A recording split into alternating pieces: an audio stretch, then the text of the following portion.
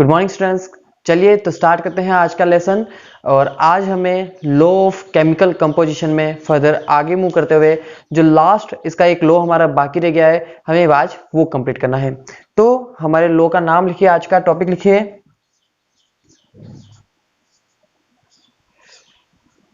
Avogadro's law. तो Avogadro's law क्या होता है ये समझने से पहले हम इसकी डेफिनेशन लिख लेते हैं। तो लिखिए आप मेरे साथ डेफिनेशन इसकी। According to this law,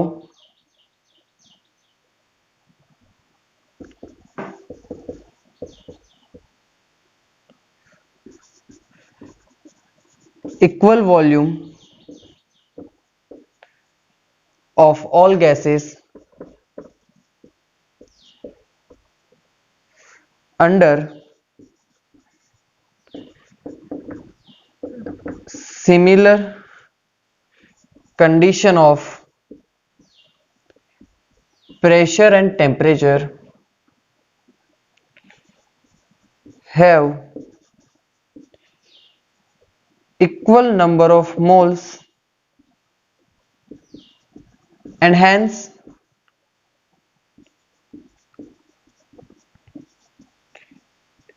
equal number of molecules।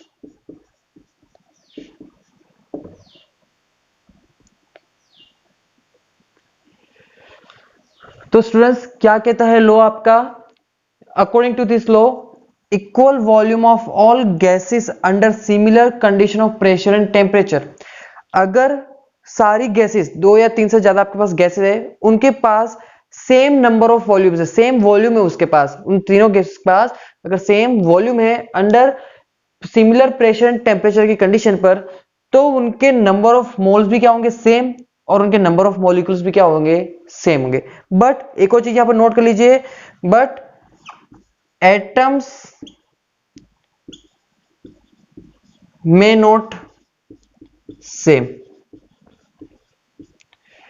Atoms same हो भी सकते हैं और नहीं भी हो सकते हैं, वो डिपेंड करता है कौन सी गैसेस दे रखी है आपको। तो इस लॉ को समझने के लिए चलिए हम एग्जांपल कर लेते हैं एक, और उसके थ्रू समझते हैं। देखिए मैं यहां पर इसे एक बार रफ कर रहा हूं, फिर मैं आपके लिए एग्जांपल लिख रहा हूं। तो एग्जांपल क्या है, देखिए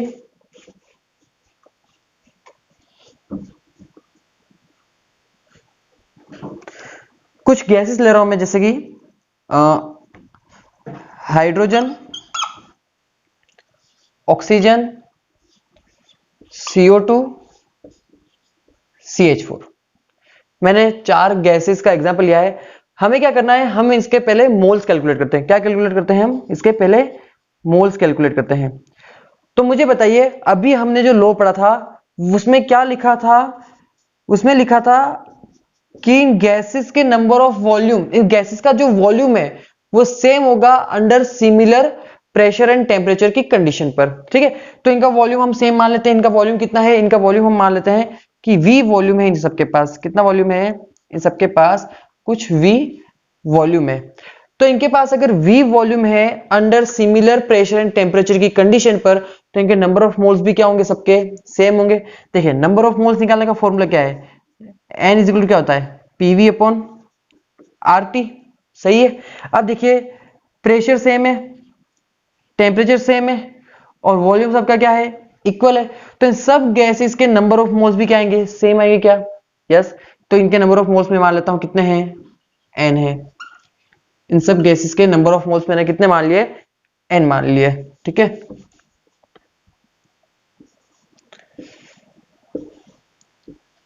क्या यहां तक बात समझ में आ रही है क्या? देखिए वापस, ऑल गैसेस डेफिनेशन लिखा था कि all gases have same volume under similar pressure and temperature की कंडीशन पर। ओके, इन सारी गैसेस का वॉल्यूम मैंने V मान लिया है। ठीक है, और इनका प्रेशर और टेम्परेचर सेम है, वॉल्यूम भी इन सबका सेम है, तो इन सबके नंबर ऑफ मोल्स भी क्या आएंगे? सेम आएंगे। क्या बात समझ में आ रही है?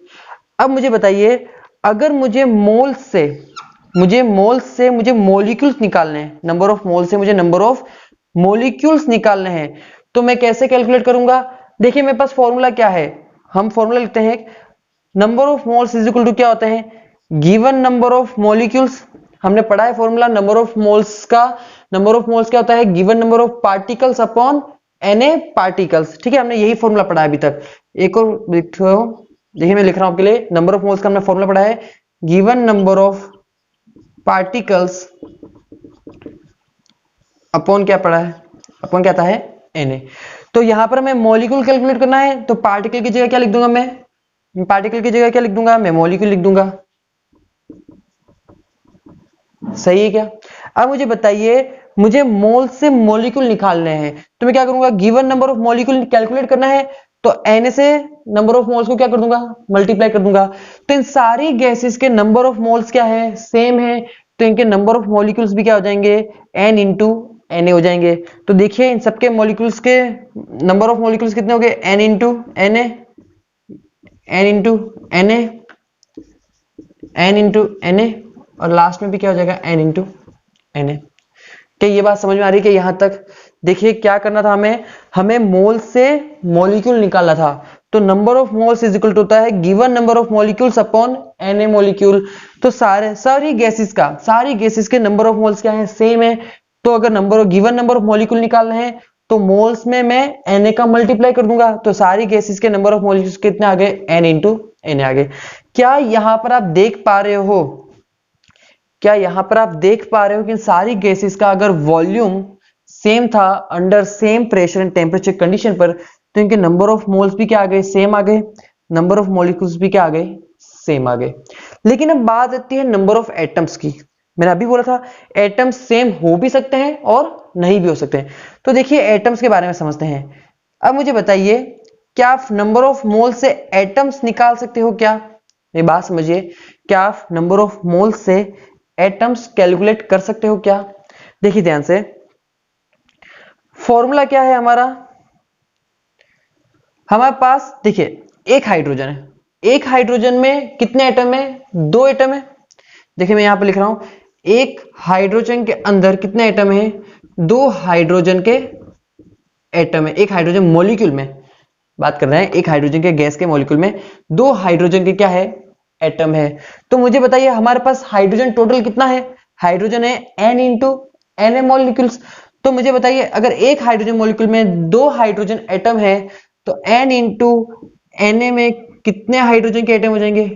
2 इंटू N इंटू Na हो जाएगा क्या? मेरी बात समझ में आ रही क्या? हमारे पास टोटल मॉलिक्यूल्स कितने हैं? ये अगर एक मॉलिक्यूल में 2 हाइड्रोजन एटम है, तो इतने मॉलिक्यूल में कितना? तो N इंटू दिस, तो ये कितना हो जाएगा? 2 इंटू Na इंटू Na। ठीक है, तो देखिए यहां पर इसी तरह से अगर हम लिखते हैं नंबर ऑफ एटम्स को, तो मुझे बताइए यहां पर हाइड्रोजन के लिए नंबर ऑफ एटम्स कितना आ गए? 2 इंटू N इंटू Na। यहां पर कितने हो जाएगा? यहां पर भी देखिए एक मॉलिक्यूल में 2 एटम है, तो इतने मॉलिक्यूल में कितने होंगे? 2 इंटू दिस, तो 2 N इंटू Na हो गया। सही है। यहां पर देखिए एक मॉलिक्यूल में 3 एटम है, तो अब इतने मॉलिक्यूल में कितने हो जाएंगे? 3 इंटू दिस। क्लियर है? यहां पर देखिए एक मॉलिक्यूल में 5 एटम है टोटल, एक 4 तो है हाइड्रोजन के और एक क्या है? कार्बन का। तो टोटल एक मॉलिक्यूल में कितने? 5 एटम है। तो इतने मॉलिक्यूल में कितने हो जाएंगे? 5 इंटू N इंटू Na। तो क्या मेरी बात समझ में आ रही है? नंबर ऑफ एटम्स सेम हो भी सकते हैं और नहीं भी हो सकते हैं, डिपेंड करता है आपने कौन सी गैसेस ली है।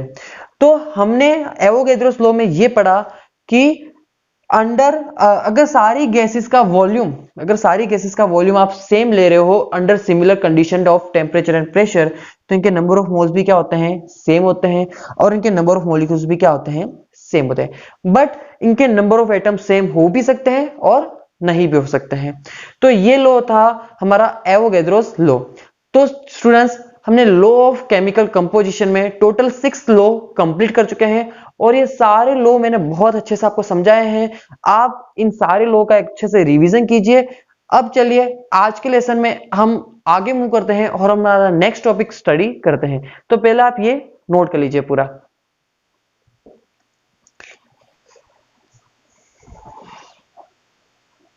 तो चलिए स्टूडेंट्स, अब हम नेक्स्ट टॉपिक स्टार्ट कर रहे हैं, और नेक्स्ट टॉपिक का नाम लिखिए आप, क्या है? Empirical formula and molecular formula. तो हमारा आज का नेक्स्ट टॉपिक है empirical formula and molecular formula.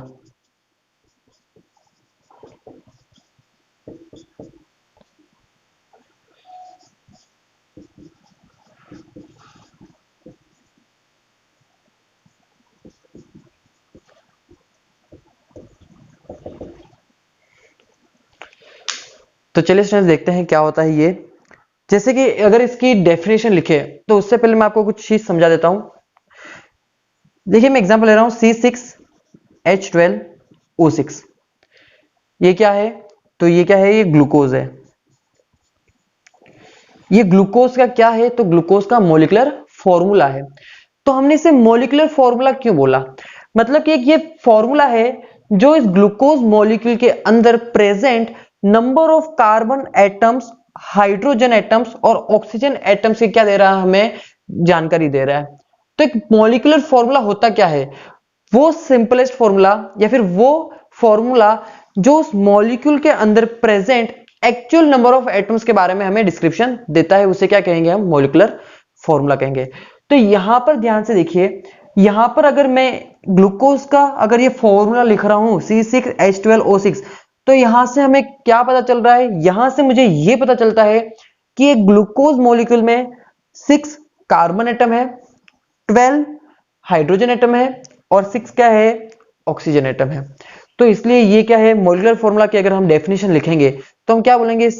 वो फॉर्मूला जो मॉलिक्यूल के अंदर present actual number of atoms के बारे में हमें डिस्क्रिप्शन देता है। अब समझिए यहां पर कितने हैं? Carbon 6, hydrogen 12, oxygen 6। अगर मैं इनका रेशियो निकालूं, अगर इनके नंबर ऑफ एटम्स का मैं रेशियो निकालता हूं तो रेशियो कितना आएगा? देखिए कितना आएगा? 6:12:6 कितना आएगा? कार्बन का 1, हाइड्रोजन का 2 और ऑक्सीजन कितना हो जाएगा? 1। तो CH2O, तो CH2O क्या है?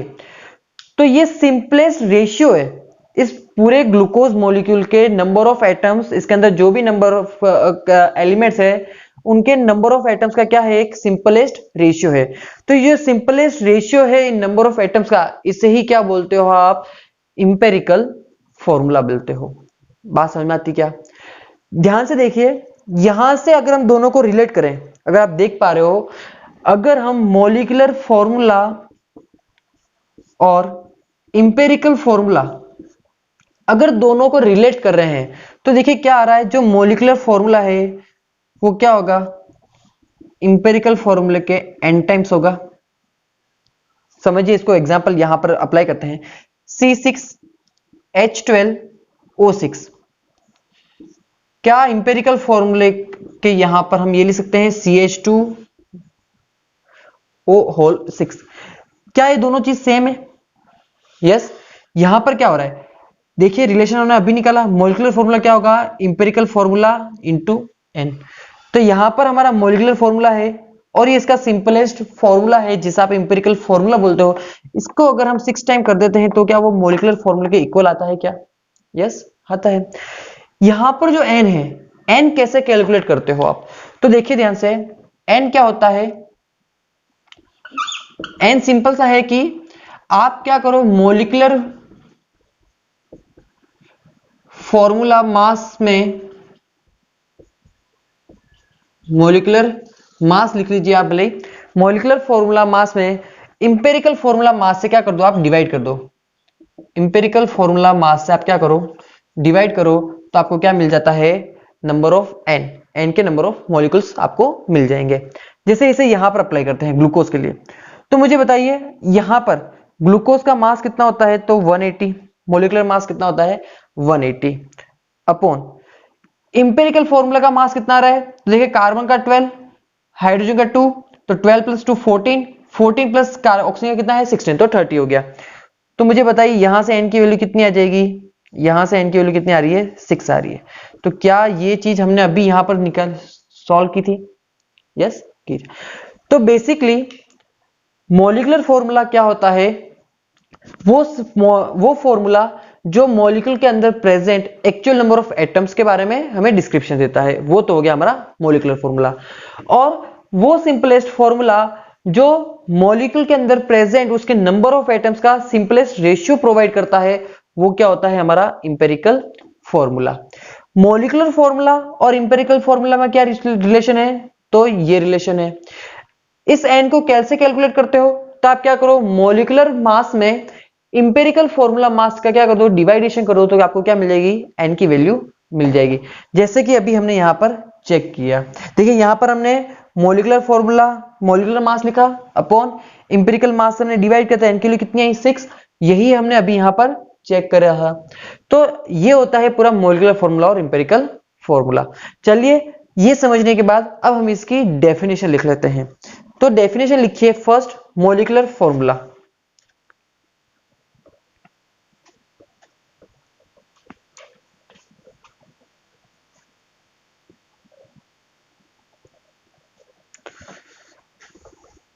लिखिए डेफिनेशन मॉलिक्यूलर फॉर्मूला की।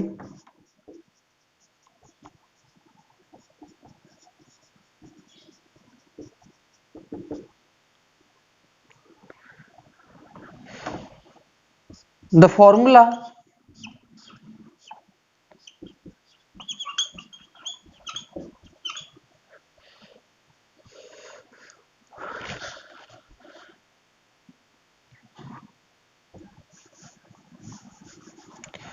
लिखिए the simplest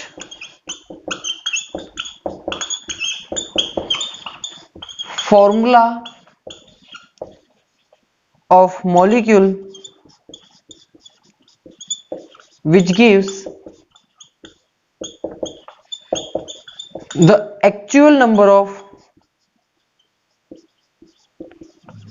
atoms present in a molecule। ठीक है, तो मॉलिक्यूलर फॉर्मूला क्या होता है?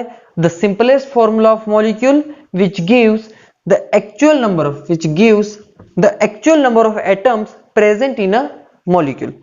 इसके बाद लिखिए इंपेरिकल फॉर्मूला की definition.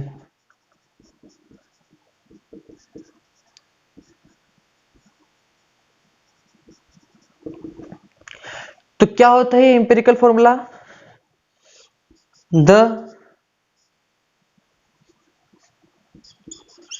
The simplest formula of molecule which gives the simplest ratio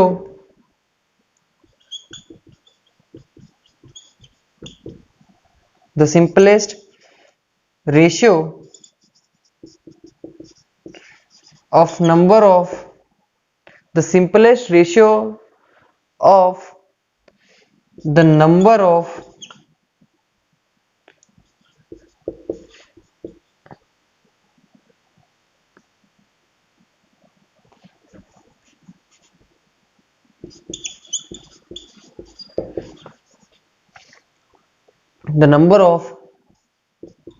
atoms present in a molecule or compound।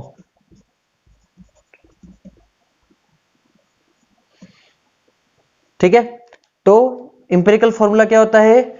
Molecular किसी भी मॉलिक्यूल या फिर कंपाउंड का वो सिंपलेस्ट फॉर्मूला रेशियो जो नंबर ऑफ एटम्स के रेशियो के बारे में आपको डिस्क्रिप्शन देता है। ठीक है, तो ये होती है इन दोनों की डेफिनेशन, ये आप नोट कीजिए। फिर हम इसके ऊपर कुछ क्वेश्चन सॉल्व करते हैं।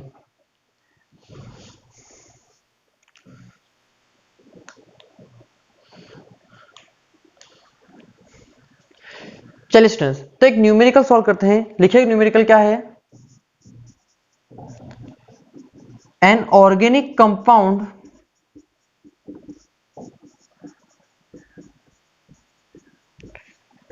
contain 60% carbon and 8% hydrogen। Calculate it's empirical formula. तो क्या क्वेश्चन है, एक ऑर्गेनिक कंपाउंड आपके पास, उसके अंदर 60% कार्बन है और 8% क्या है, हाइड्रोजन। आपको क्या बताना है, उसका इंपेरिकल फॉर्मूला। तो देखिए ऑर्गेनिक कंपाउंड के मतलब क्या होता है, ऑर्गेनिक कंपाउंड से आप क्या समझते हो, ये बहुत बड़ी चीज है। तो एक ऑर्गेनिक, एक तो होता है हाइड्रोकार्बन, एक तो क्या होता है, हाइड्रोकार्बन। तो हाइड्रोकार्बन में तो कौन कौन होता है, हाइड्रोकार्बन में ओनली हाइड्रोजन एंड कार्बन होते हैं। लेकिन एक ऑर्गेनिक कंपाउंड में, एक ऑर्गेनिक कंपाउंड में हाइड्रोजन भी होता है, कार्बन भी होता है, इसके अलावा ऑक्सीजन भी हो सकता है, नाइट्रोजन भी हो सकता है, सल्फर भी हो सकता है। तो यहां पर जो ऑर्गेनिक कंपाउंड है उसमें कौन है, तो ये हमें पता लगाना है। तो ध्यान रखना, अगर नाइट्रोजन और सल्फर अगर है तो वो क्वेश्चन में बोलेगा कि an organic compound having nitrogen और सल्फर। अगर नाइट्रोजन और सल्फर है तो वो बोलेगा क्वेश्चन में। अगर उसने कुछ नहीं बोला है, सिर्फ ऑर्गेनिक कंपाउंड बोल दिया है, तो सबको समझना है कि आपके कंपाउंड में कौन है, ऑक्सीजन है। ऑक्सीजन के लिए वो कभी नहीं बोलेगा। नाइट्रोजन और हाइड्रोजन होगा तो जरूर बोलेगा, लेकिन ऑक्सीजन के लिए वो कभी नहीं बोलेगा। तो यहां से अभी एक चीज क्लियर हो गई कि ऑर्गेनिक कंपाउंड में कौन है, हाइड्रोजन, कार्बन और ऑक्सीजन है। अब ध्यान से समझिए, अब हम हाइड्रोजन, कार्बन और ऑक्सीजन के एक्चुअल नंबर ऑफ हमें क्या निकालना है, हमें इसका इन तीनों का रेशियो निकालना है। वही रेशियो क्या होगा, इंपेरिकल फॉर्मूला होगा। तो आइए समझते हैं इसे कैसे कैलकुलेट करना है। तो देखिए एक टेबल होती है, इस पूरे क्वेश्चन को सॉल्व करने के लिए हमेशा टेबल ही बनाई जाती है। तो टेबल क्या है हम वही समझते हैं। तो लिखिए सॉल्यूशन क्या होगा इसका। देखिए टेबल में कुछ इस तरह बना, मैं पहले यहां पर एलिमेंट्स लिखूंगा। तो हमारे पास कौन कौन से एलिमेंट है, एक है कार्बन, एक है हाइड्रोजन, एक है ऑक्सीजन। फिर मैं लिखता हूं यहां पर इनका परसेंटेज, क्या लिख रहा हूं, इनका परसेंटेज। तो देखो जो भी ऑर्गेनिक कंपाउंड है उसका आपके पास 100% होगा। उस 100% में से 60% कौन है, कार्बन है। 60% कौन है आपके पास, कार्बन है। 8% कौन है, हाइड्रोजन है। ये कितना हो गया, 60 प्लस 8 68। बाकी क्या बचा 100% में से 32। तो 32% क्या है आपके पास, ऑक्सीजन है। क्या एक बात समझ में आती क्या, वापस समझिए। टोटल 100% था मिक्सचर जो भी था, उसमें से 60% तो क्या है आपके पास कार्बन, 8% कौन है, हाइड्रोजन, बाकी कितना बचा 32, तो वो कौन है, ऑक्सीजन। और देखिए अब आगे, अब सर ध्यान से, अगर मैं ये बोल रहा हूं कि 60% में से सॉरी 100% में से 60% कार्बन है, तो मैं ये बोल सकता हूं क्या 100 ग्राम में से 60 ग्राम कार्बन है मेरे पास। जैसे कि हमारे पास 100% में से 60% क्या था, कार्बन था। तो इसी तरह से अगर मैं ये बोल दूं कि मेरे पास 100 ग्राम था पूरा मिक्सचर, उसमें से 60 ग्राम क्या होगा, कार्बन ही तो होगा। तो यहां पर क्या लिख दो, इसका मास लिख दो। वेट कितना आ गया, 60 ग्राम आ गया, क्या वेट 60 ग्राम। ये कितना हो जाएगा 8 ग्राम, और ये कितना हो जाएगा 32 ग्राम। क्या आ जाएगा, समझिए भाई टोटल 100% था, 100% में से 60% अगर कार्बन है, तो मैं ये बोल सकता हूं ना कि 100 ग्राम में से 60 ग्राम क्या होगा, कार्बन होगा। तो क्या मेरे पास इनका मास आ गया क्या। अब मुझे बताइए, अगर मैं मास अपॉन मोलर मास करूं, ध्यान से समझिए, अगर मैं मास अपॉन मोलर मास करूं, मास अपॉन मोलर मास करूं, तो क्या मिलेगा मुझे, इनके नंबर ऑफ मोल्स मिल जाएंगे क्या, ऑब्वियसली मिल जाएंगे।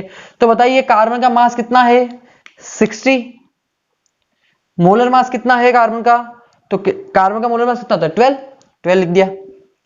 कितने है वैल्यू 5, सही है यहां तक।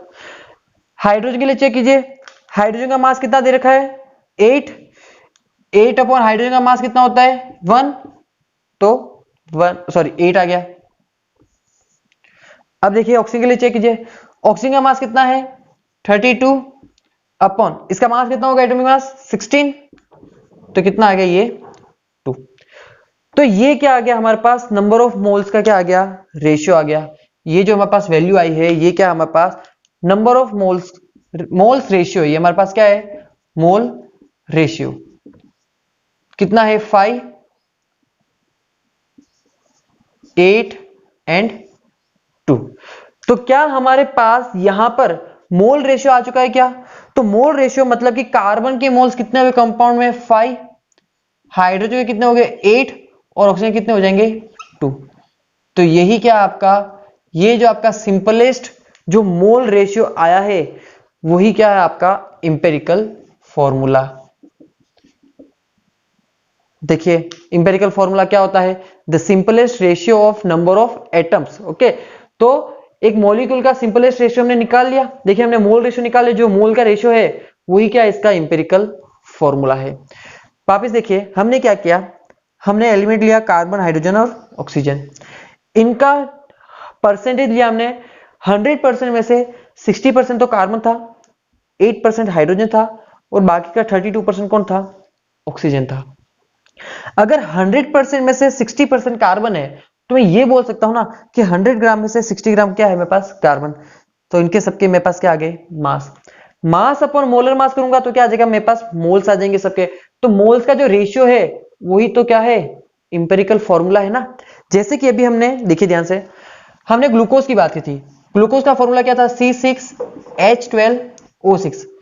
बताइए इसके अंदर जो कार्बन, हाइड्रोजन और ऑक्सीजन के जो नंबर ऑफ मोल्स है, इनके नंबर ऑफ मोल्स कितने हैं इस पूरे ग्लूकोज के अंदर, इस पूरे ग्लूकोज के अंदर बताइए मुझे कार्बन के मोल कितने हैं। तो कार्बन के 6 मोल है, हाइड्रोजन के मोल कितने हैं 12, ऑक्सीजन के कितने मोल है 6 मोल है। सही है, तो इनका जो मोल्स का जो रेशियो था वही तो क्या था इंपेरिकल फॉर्मूला ही तो था। तो मोल्स का रेशियो ही क्या है ये हमारा इनका इंपेरिकल फॉर्मूला है। तो यही होता है इंपेरिकल फॉर्मूला को कैलकुलेट करने का तरीका। ये आप पूरा क्वेश्चन सॉल्व कीजिए, इसे पूरा नोट कीजिए, फिर मैं एक नेक्स्ट न्यूमेरिकल देता हूं आपको। चलिए स्टूडेंट्स एक और न्यूमेरिकल दे रहा हूं मैं आपके लिए, चलिए उसे भी ट्राई करते हैं हम। क्वेश्चन क्या है हमारे पास, एन ऑर्गेनिक कंपाउंड, ऐसा लिखते हैं हम 7.3 ग्राम an organic compound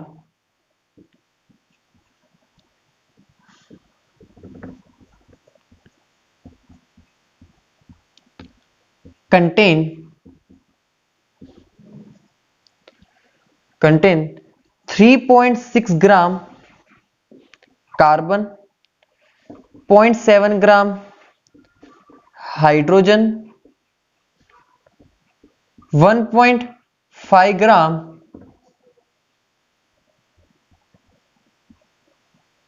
nitrogen and rest oxygen. Calculate empirical formula। ठीक है, तो हमारे पास क्या है 7.3 ग्राम ऑर्गेनिक कंपाउंड का जो टोटल वेट कितना है 7.3 ग्राम है।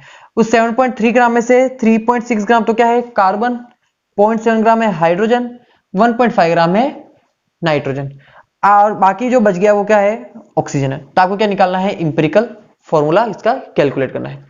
तो देखिए सॉल्व करते हैं।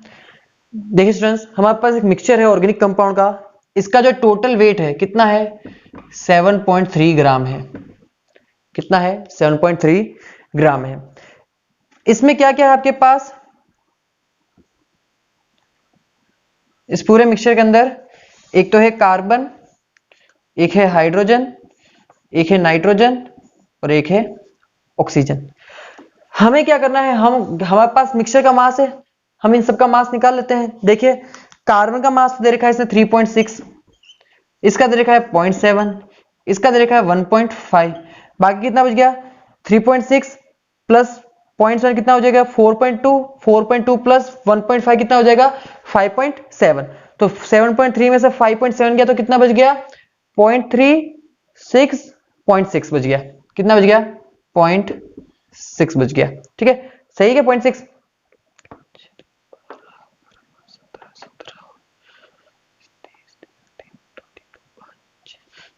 1.6 बच गया। ओके, कितना बच गया? 1.6। तो ये इन सबके क्या आ गया? गिवन मास आ गया। ठीक है, डायरेक्ट सॉल्व कर रहे हैं हम। इन सबका गिवन मास आ गया। गिवन मास में अब क्या करेंगे? मोलर मास से डिवाइड कर देंगे। तो मोलर मास से डिवाइड कर दो सबको, 12 से डिवाइड कर दूंगा। इसके मोलर मास 1, इसका मोलर मास 14, इसका मोलर मास कितना हो गया? 16। ठीक है, तो शायद यहां पर कैलकुलेशन में प्रॉब्लम आएगी आपके।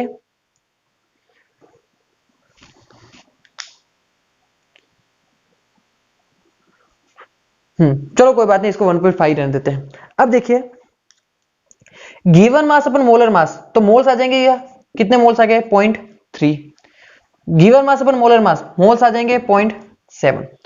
गिवन मास अपन मोलर मास, ये समथिंग आएगा आपके 0.1। ठीक है, 0.1 के समथिंग आएगा, तो 0.1 लेके चल रहा हूं मैं। यहां भी देखिए, गिवन मास अपन मोलर मास कितना आ गया? 0.1। क्या इन सबके आपके पास मोल्स आ गए? क्या इन सबके मोल्स आ गए क्या? अब देखिए, अब यहां पर जो मोल्स आए वो डेसिमल में आए। इन्हें हमें क्या करना है? हमें इंटीजर वैल्यू में कन्वर्ट करना है। तो इंटीजर वैल्यू में कैसे कन्वर्ट करते हो आप? तो ध्यान से समझिए, हमें क्या करते हैं? इंटीजर वैल्यू में कन्वर्ट करने के लिए हम क्या करते हैं?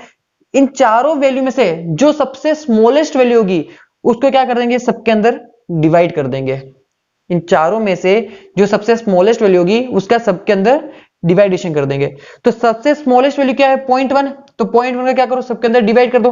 तो इसके अंदर 0.1 का डिवाइड करो, कितना आएगा वैल्यू आपके पास? 3। कितनी आएगी वैल्यू? 3। इसके पास 7, इसका 1, इसका 1। तो ये क्या आ गया आपके पास लास्ट में? ये क्या आ गया? इन सबका मोल्स का क्या आ गया? रेशियो आ गया। तो फॉर्मूला क्या बनेगा यहां से? C3H7N1 और O1। तो ये क्या होगा आपका इंपेरिकल फॉर्मूला। तो आई होप अब आपको ये न्यूमेरिकल भी अच्छे से समझ में आ गया होगा। ये आप पूरा नोट कीजिए, फिर हम मूव करते हैं हमारा नेक्स्ट टॉपिक के ऊपर। चलिए स्टूडेंट्स, तो देखिए एक और न्यूमेरिकल ट्राई करते हैं इंपेरिकल फॉर्मूला पर। और ये बहुत ही यूनिक न्यूमेरिकल है, आपको बहुत पसंद आएगा न्यूमेरिकल। देखिए न्यूमेरिकल क्या है हमारा?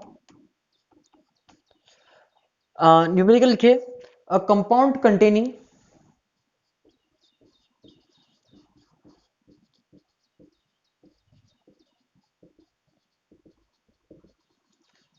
7:16, a compound containing nitrogen and oxygen in 760 by mass ratio.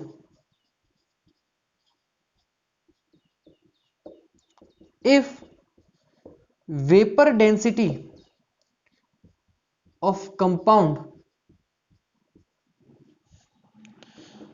is 46, then calculate its molecular formula. देखिए स्टूडेंट्स, क्वेश्चन क्या है? एक कंपाउंड है जिसके अंदर नाइट्रोजन और ऑक्सीजन प्रेजेंट है। Nitrogen oxygen by mass ratio present है। क्या है रेशियो? 7:16। इस कंपाउंड की वेपर डेंसिटी दे रखी है आपको। क्या दे रखी है? कंपाउंड की वेपर डेंसिटी कितनी है? 46। आपको क्या बताना है? कंपाउंड का मॉलिक्यूलर फॉर्मूला बताना है। तो देखिए समझिए, इस क्वेश्चन को समझिए। यहां पर वेपर डेंसिटी, इंपेरिकल फॉर्मूला, इन दोनों कंसेप्ट को रिलेट किया है। तो समझिए अब इसको कैसे कैलकुलेट करेंगे। और थर्ड कंसेप्ट क्या है हमारा? मास रेशियो वाला। ठीक है, जो हमने पढ़ा था पहले भी। ठीक है, उसके ऊपर हमने बहुत अच्छे से न्यूमेरिकल भी किए हैं। तो आइए समझिए तो है कि न्यूमेरिकल कैसे सोल्व होगा। तो आपके पास एक मिक्सचर है, मिक्सचर में नाइट्रोजन एंड ऑक्सीजन प्रेजेंट है। मास क्या है इनका?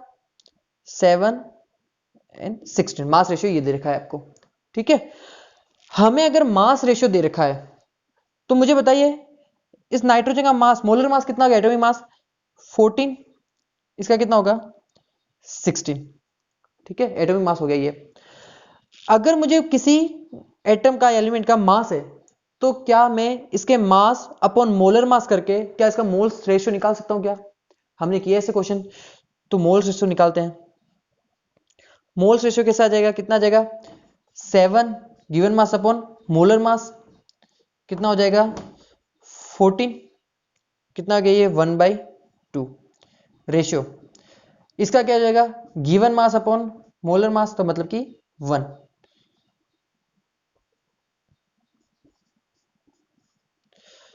तो आपके पास मोल रेशियो कितना आ गया, तो यहां से देखिए 1:2 आ गया। क्या आ गया, क्या मोल रेशियो। अब देखिए, तो देखिए स्टूडेंट्स, कंपाउंड में कौन है, नाइट्रोजन और एक्स प्रेजेंट है। इनके मोल्स हम एक्स और वाई मान लेते हैं, ठीक है।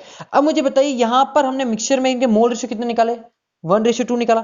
तो यहां से क्या आया आपके पास, NO2। क्या आया, NO2। एक्स की वैल्यू कितनी हो जाएगी, नाइट्रोजन के लिए 1, ऑक्सीजन के लिए कितनी हो जाएगी 2। तो ये क्या आया, ये इस कंपाउंड का क्या आ गया, इंपेरिकल फॉर्मूला आ गया। क्या आ गया, इंपेरिकल फॉर्मूला आ गया। इंपेरिकल फॉर्मूला क्या होता है, the simplest ratio of the number of atoms, ठीक है, the simplest ratio of number of atoms. तो रेशियो कितना आ गया, 1:2 आ गया। यहां से हमने मोल रेशियो निकाल लिया, कितना आ गया, 1:2। ये क्या हो गया हमारा empirical formula.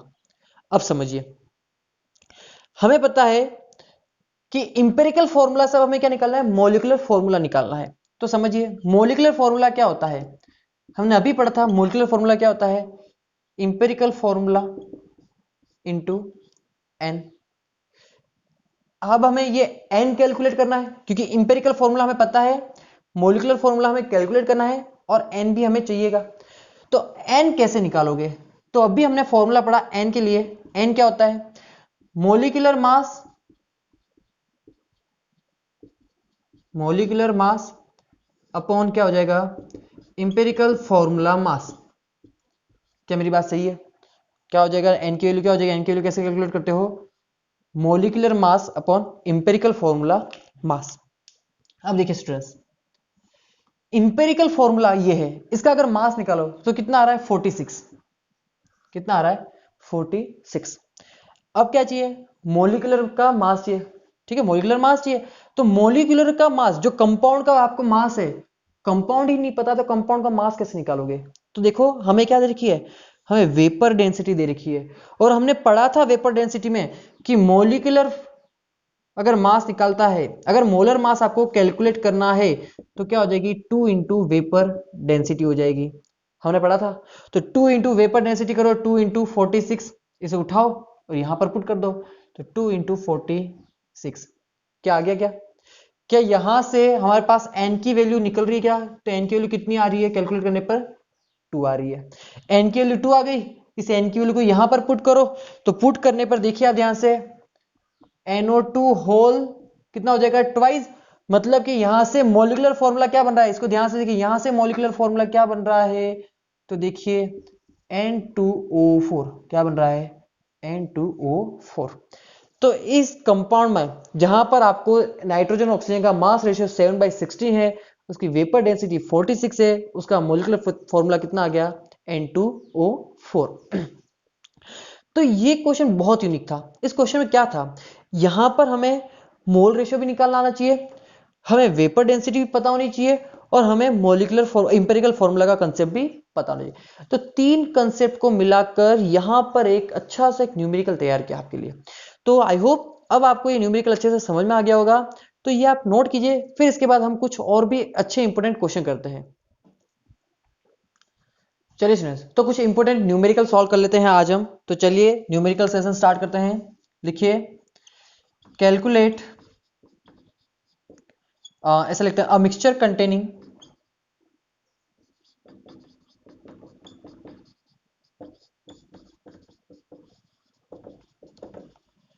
CO2 and N2O in 2/5 mass ratio. Calculate its mole ratio.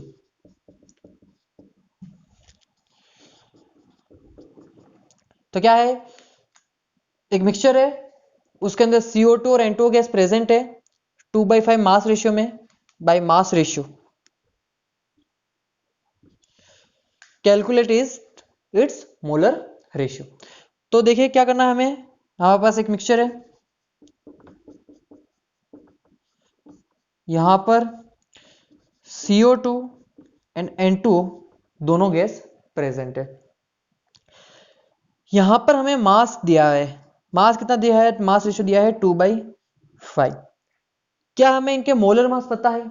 तो देखिए मोलर मास कितना हो जाएगा इसका 44, इसका मोलर मास कितना हो जाएगा 28 + 16 44।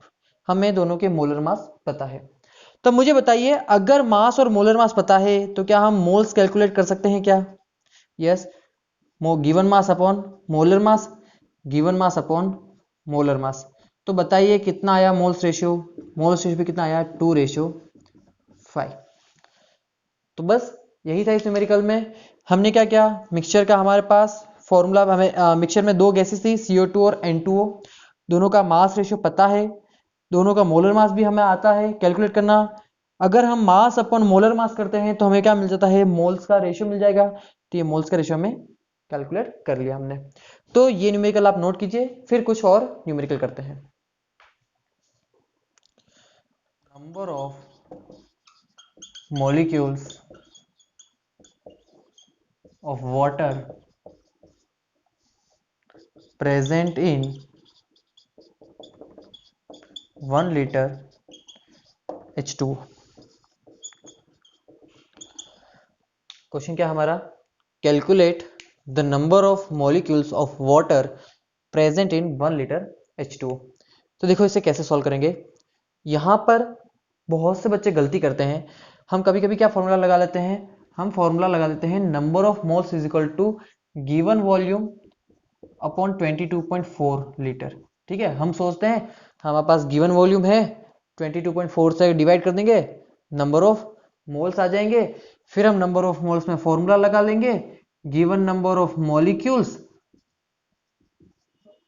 Upon Na। ठीक है, तो ये जो गलती होती है ना वो सिली मिस्टेक है। क्यों? क्योंकि ये जो फॉर्मूला है अगर आपको याद हो तो ये जो फॉर्मूला है ये गैसेस के लिए बनाया गया था। किसके लिए? गैस के लिए बनाया गया था। यहां पर ये क्या है, लिक्विड है, तो लिक्विड के लिए आप इस तरह से नंबर ऑफ मोल्स कैलकुलेट नहीं कर सकते हो। यहां पर कुछ बच्चे कैसे करते हैं, number of moles is equal to given volume upon 22.4 litre कर देंगे, तो गिवन वॉल्यूम अपन 22.4 कर दिया तो नंबर ऑफ मोल्स आ गए, और नंबर ऑफ मोल्स क्या हो जाएगा, given number of molecule upon Na से मल्टीप्लाई कर दोगे ये नंबर ऑफ मॉलिक्यूल आ गए।